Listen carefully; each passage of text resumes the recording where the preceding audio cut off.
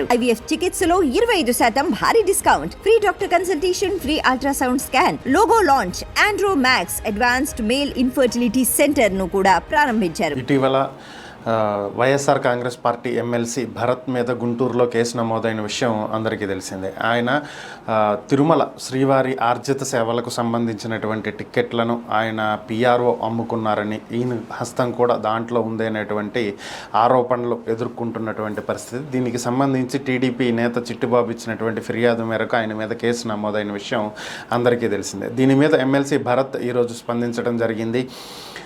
స్వామివారి దర్శనం అలాగే ఆర్జిత సేవలకు సంబంధించినటువంటి టిక్కెట్లు అమ్ముకోవాల్సినటువంటి దుస్థితిలో తాను లేనని, అటువంటి దుశ్చర్యలకు తాను పాల్పడనని, తన తండ్రి ఒక ఐఏఎస్ ఆఫీసర్ అని, నిబద్ధతతో కలిగినటువంటి క్రమశిక్షణతో కూడినటువంటి మనస్తత్వం అలానే ప్రవర్తన తనదని చెప్పి భరత్ తెలియజేయడం జరిగింది. కుప్పంలో చంద్రబాబు మీద పోటీ చేసినటువంటి కారణంగానే కావాలనే ఈ విధంగా కార్నర్ చేసి తనను హింసించాలనేటువంటి ప్రయత్నం చేస్తున్నారని, అంతే తప్ప తాను ఎప్పుడు ఎటువంటి అవినీతికి పాల్పడలేదు అని చెప్పి ఆయన స్పష్టం చేయడం జరిగింది. వైఎస్ఆర్ కాంగ్రెస్ పార్టీ అధినేత ఏపీ మాజీ ముఖ్యమంత్రి వైఎస్ జగన్మోహన్ రెడ్డి తనకు సెక్యూరిటీ తగ్గించారని, తన సెక్యూరిటీని పెంచాలి అని చెప్పి ఏపీ హైకోర్టులో పిటిషన్ దాఖలు చేసిన విషయం అందరికీ తెలిసిందే. అయితే దీనికి సంబంధించి ఇప్పటికే పోలీస్ అధికారులు హైకోర్టుకి ఒక నివేదిక ఇవ్వటం జరిగింది.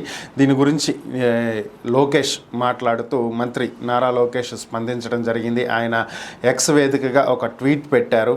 మొత్తం 58 మందితో ప్రస్తుతం సెక్యూరిటీ కల్పిస్తున్నామని, 2 ఎస్కార్ట్లు ఉంటాయని, 10 మంది 24/7 సాయుధులు ఇంటి వద్ద కాపలా ఉంటున్నారని, అలాగే ఆయన కాన్వాయ్లో 2 అధునాతనమైనటువంటి Toyota land cruiser bullet proof vehicles కూడా ఉన్నాయని, ఇంతకంటే ఇంకేం కావాలి జగన్ నీకు అని చెప్పి ఆయన ప్రశ్నించడం జరిగింది. ఒక ఎక్స్ సీఎంకి ఇచ్చేటువంటి సెక్యూరిటీనే ఇవ్వటం జరుగుతుందని, అయినా ఇంకా జగన్ తాను సీఎంగా ఉన్నప్పుడు ఎటువంటి సెక్యూరిటీ ఉందో అది కావాలని కోరుకుంటున్నారని, ఈ సెక్యూరిటీ సరిపోదా, సీఎంగా ఉన్నప్పుడు పెట్టుకున్నటువంటి 986 మంది సెక్యూరిటీ కావాలా అని చెప్పి ప్రశ్నించడం జరిగింది. ఇటీవల ఏపీలోని నంద్యాల జిల్లా నంద్యాలలో ఒక హత్య జరిగిన విషయం అందరికీ తెలిసిందే. అలాగే ఎన్టీఆర్ జిల్లా జగ్గయ్యపేటలో ఒక వైఎస్ఆర్ కాంగ్రెస్ పార్టీ కార్యకర్త మీద జరిగినటువంటి దాడి, హత్యాయత్నం, అతను ప్రస్తుతం విజయవాడ ఆసుపత్రిలో చికిత్స పొందుతున్న విషయం కూడా అందరికీ తెలిసిందే. నిన్న వైసీపీ అధినేత జగన్మోహన్ రెడ్డి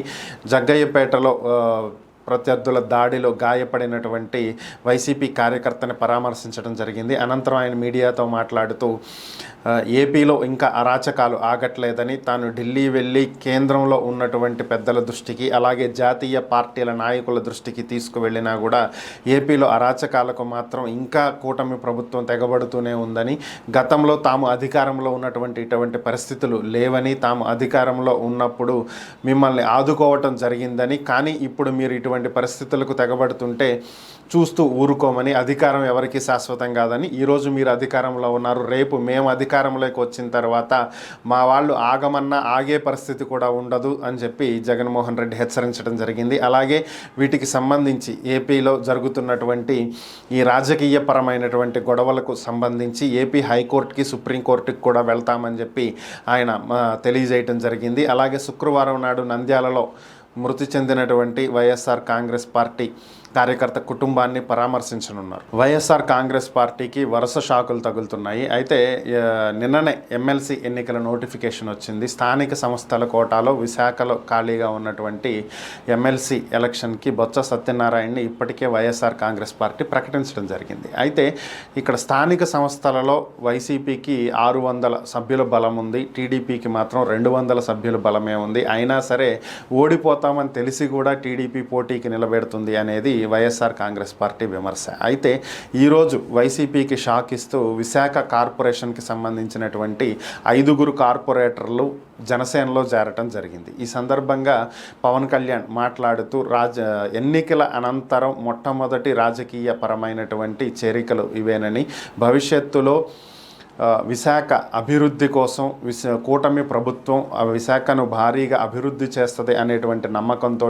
వీరు తమ పార్టీలో చేరటం జరిగిందని, వారు అంచనా వేసిన విధంగానే, వారు నమ్మిన విధంగానే విశాఖను అభివృద్ధి చేయటంలో కూటమి తమ పాత్రను ఖచ్చితంగా పోషిస్తుందని, భవిష్యత్తులో వీరు గర్వించే విధంగా విశాఖను తీర్చిదిద్దుతామని చెప్పి ఆయన తెలియజేశారు. అలాగే విశాఖలో ఎయిర్ పొల్యూషన్ అలానే వాటర్ పొల్యూషన్ అనేది ఎక్కువగా ఉందని, దీనికి సంబంధించి నివేదికలు వస్తున్నాయని, పర్యావరణ శాఖ మంత్రిగా దీన్ని కాపాడాల్సినటువంటి బాధ్యత తన మీద ఉందని, అలాగే విశాఖ కార్పొరేటర్లుగా మీ పైన కూడా ఉన్నటువంటి నేపథ్యంలో వీటి మీద చర్యలు తీసుకోవాలి అని చెప్పి ఆయన వారికి ఆదేశాలు కూడా ఇవ్వటం జరిగింది. మదనపల్లిలో సబ్ కలెక్టర్ ఆఫీస్లో ఫైళ్లు దహనమైనటువంటి అంశం అందరికీ తెలిసిందే. మొదటగా ఇది అగ్ని ప్రమాదంగా భావించినప్పటికీ కూడా తర్వాత అగ్ని ప్రమాదం జరిగేటువంటి అవకాశం లేదని, ఇక్కడ కావాలని చెప్పే దీన్ని ఫైళ్లు దహనం చేయడం జరిగిందని చెప్పి ప్రాథమికంగా ఒక అంచనాకు రావడం జరిగింది. దీని మీద ఇప్పటికే మదనపల్లి పోలీసులు విచారణ చేపట్టారు.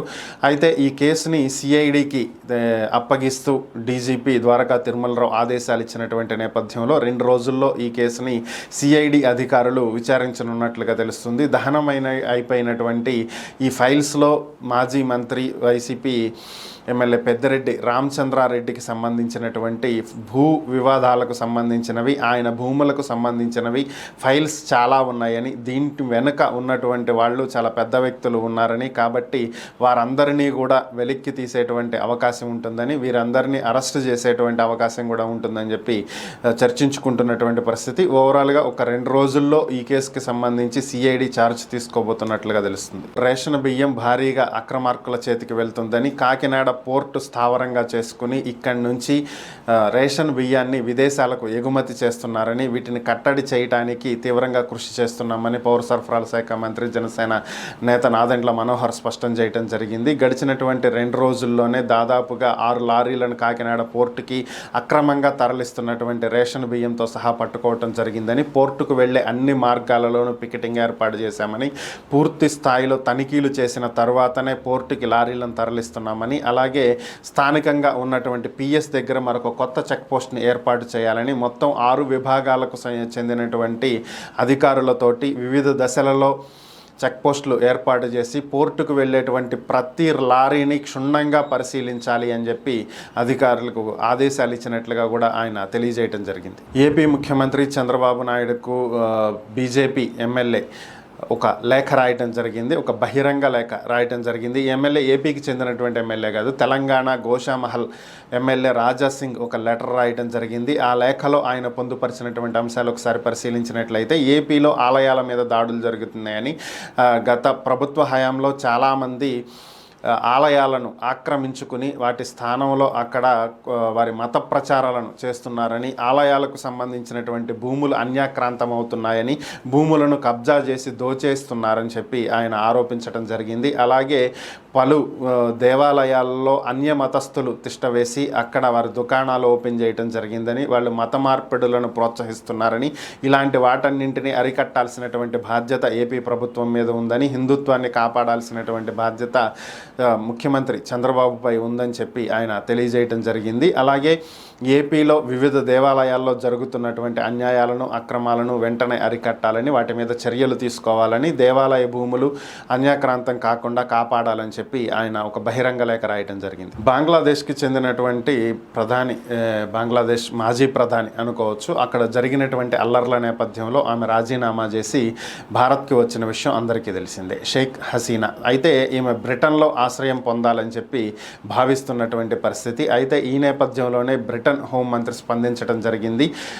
బ్రిటన్కి రావటానికి వ్యక్తిగతమైనటువంటి అంటే రాజకీయ పరమైనటువంటి శరణార్థులు ఎవరు కూడా బ్రిటన్లో రావటానికి లేదని, బ్రిటన్ చట్టాలు దీన్ని వ్యతిరేకంగా ఉన్నాయి అని చెప్పి ఆయన తెలియజేయటం జరిగింది. రాజకీయ పరమైనటువంటి శరణార్థులకు వ్యక్తిగతమైనటువంటి ఆశ్రయాలను బ్రిటన్ చట్టాలు కలిగించవు అని చెప్పి ఆయన తెలియజేశారు. అలాగే ఎప్పుడైనా సరే ఆశ్రయం పొందాలి అంటే మొదటిగా ఏ దేశానికైతే వెళ్తామో ఆ దేశంలోనే ఆశ్రయం పొందటం అనేది తెలివైనటువంటి నిర్ణయం అని, ఇది త్వరగా వారికి ఆశ్రయం కల్పించేటువంటి అవకాశం, రక్షణ కల్పించేటువంటి అవకాశాన్ని అందిస్తుందని, కాబట్టి ఆమె ముందుగా భారత్ చేరుకున్నటువంటి నేపథ్యంలో ఆ దేశాన్నే ఆశ్రయం కోసం అభ్యర్థించాలి అని చెప్పి ఆయన తెలియజేయటం జరిగింది. అలాగే మరొక పక్కన ఒకవేళ షేక్ హసీనా గనక తనకు ఆశ్రయం కల్పించాల్సిందిగా బ్రిటన్ ప్రభుత్వానికి ఒక అర్జీ పెట్టుకున్నట్లయితే, ఒక లేఖ రాసినట్లయితే దాని మీద స్పందించి తప్పకుండా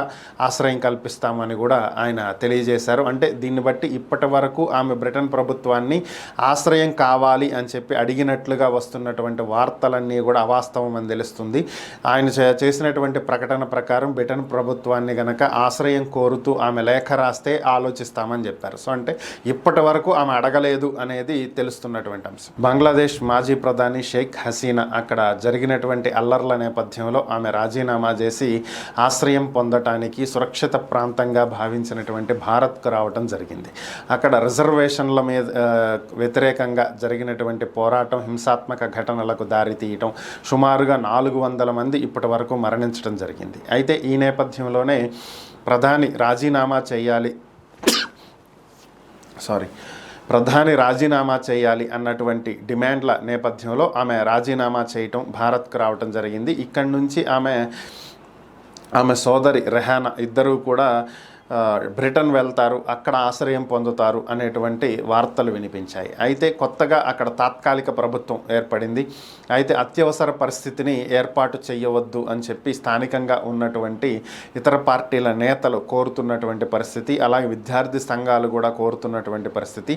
ఈ నేపథ్యంలోనే బంగ్లాదేశ్ సుప్రీంకోర్టు బార్ అసోసియేషన్ నిన్న సమావేశం అవటం జరిగింది. సమావేశమైనటువంటి నేపథ్యంలో వారు భారత్లో తలదాచుకుంటున్నటువంటి షేక్ హసీనాని అరెస్టు చేసి బంగ్లాదేశ్కి అప్పగించాలి అని చెప్పి వారు డిమాండ్ చేస్తూ భారత్కు ఒక లేఖ రాయటం జరిగింది. అయితే దౌత్యపరమైనటువంటి సంబంధాలలో భారత్తో తాము కొనసాగాలని భావిస్తున్నామని, అయితే షేక్ హసీనాని అప్పగించాలి అని చెప్పి వారు కోరటం జరిగింది. అయితే ప్రభుత్వం కోరితే భారత ప్రభుత్వం స్పందించేటువంటి అవకాశం ఉంది. బార్ అసోసియేషన్ మెంబర్స్ కోరినంత మాత్రాన భారత్ స్పందించాల్సినటువంటి అవసరం లేదు, అప్పగించాల్సినటువంటి అవసరం కూడా లేదు. అయితే ఈ నేపథ్యంలోనే ప్రస్తుతం ఏర్పడినటువంటి ప్రభుత్వాన్ని కూడా వీళ్ళు డిమాండ్ చేస్తున్నారు. మరి ప్రభుత్వం ఏ నిర్ణయం తీసుకుంటుంది అనేది అయితే చూడాలి. వారు తీసుకునేటువంటి నిర్ణయం ఆధారంగానే భారత్ ఎటువంటి వైఖరిని వ్యవహరించాలి అనేది తర్వాత కొనసాగేటువంటి పరిస్థితి. ఏపీ ముఖ్యమంత్రి చంద్రబాబు నాయుడు ఈరోజు క్యాబినెట్తో భేటీ అవ్వటం జరిగింది. అంటే మంత్రులతోటి ఈరోజు ఉదయం 11 గంటలకు సచివాలయంలో భేటీ అయ్యారు. దీని అనంతరం ఆయన హెలికాప్టర్లో బయలుదేరి చీరాల వెళ్ళబోతున్నారు. బాపట్ల జిల్లా వేటపాలెంలో ల్యాండ్ అయ్యి అక్కడి నుంచి రోడ్డు మార్గాన చీరాల వెళ్తారు. ఈరోజు జాతీయ చేనేత కార్మికుల దినోత్సవం అయినటువంటి నేపథ్యంలో అక్కడ ఆయన పాల్గొనున్నారు. స్థానికంగా ఉన్నటువంటి ఒక పాఠశాల ప్రాంగణంలో ఆయన బహిరంగ సభలో పాల్గొంటారు. అక్కడ ఉన్నటువంటి చేనేతల కుటుంబాలతోటి ప్రతి ఒక్కరితోటి మాట్లాడేటువంటి అవకాశం ఉన్నట్లుగా కూడా తెలుస్తుంది. వారి సమస్యలను అడిగి తెలుసుకుని వారికి కావాల్సినటువంటి ఏర్పాట్లకు సంబంధించి వారి సమస్యలను పరిష్కరించే దిశగా కూడా అధికారులకు ఆదేశాలు ఇవ్వనున్నట్లుగా తెలుస్తుంది.